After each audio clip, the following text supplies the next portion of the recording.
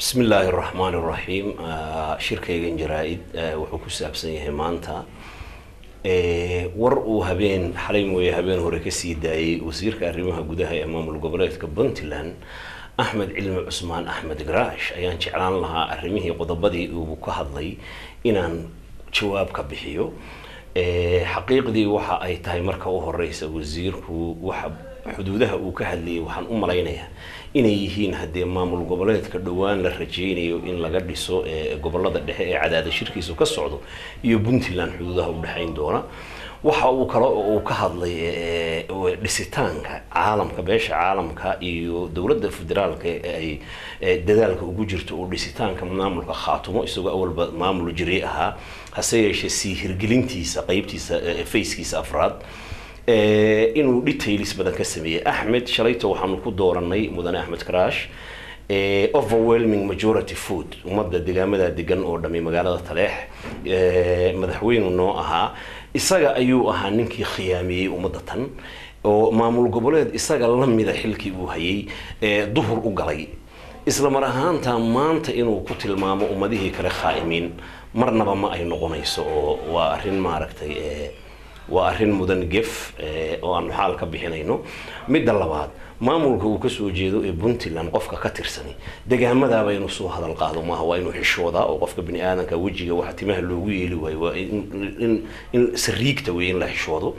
وحوي ما ملهم إذا يجعل إيطاليا بقى قبصة شليته مركب فالدي سين يقول كايس كدايان ومدة تنوات شتى ما مل بيس ميستي ما أنت مدحوين إلى هذا أحمد شلي وحنورن لها ورا الوات شتى ما مل كلاد آدي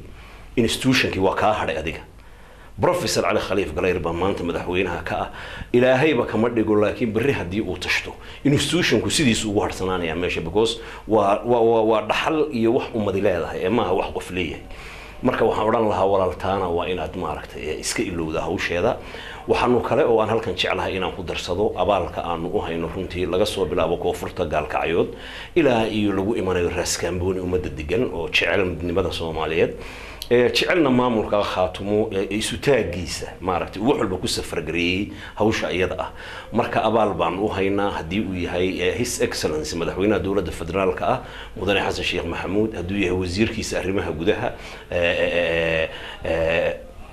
wasiir Cabdiraxmaan hadii uu yahay wasiirkii hore ee dawladda ka horeysay taas Mustafa Dhuxul warfaafinta waxa weeye marka وأمضة تاني وأمض أبارنا له قرنا كرت عدي وحترت عدي كلام مركا وحن شعلان لها إن يكون توبان قلة Puntland هذي يجور وحكى شيء أمامه كخاتمه وأمامه الأولريدي هرجلي دتكي سنا ما أنت أي تابع سينهين عالم كنا أجيهي هوشي سنا أي ستوس وسعته صعنا دونتو إلهي إذنكي وحن كلا أو كدريا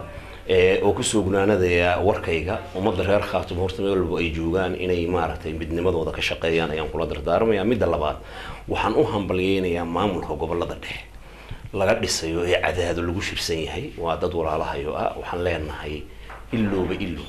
ilooba khilaafkan maalmahan dambe gudiyada farsamo soo dhexgeliya ee mar walba la kala cabanayo waxaan leenahay walaalayaal wada hadal ku dhameeya guul baan waydiin rajeynayna anagu reer Khaatumo hadaan mar walba waxaanu jecelnahay in maamulkaasi uu dhismo isla mar ahaantaana iska ilaawa is haysashada iyo isqa qabsiga min fadlakum oo arintiina si nabadgelyo kaga wada hadla una dhameystirta ilaahay idinkii rabbina waydiin hagaajinaya intaasan ku soo gunaanadaya warkayga wassalaamu calaykum waraxmatullaahi wabarakaatuh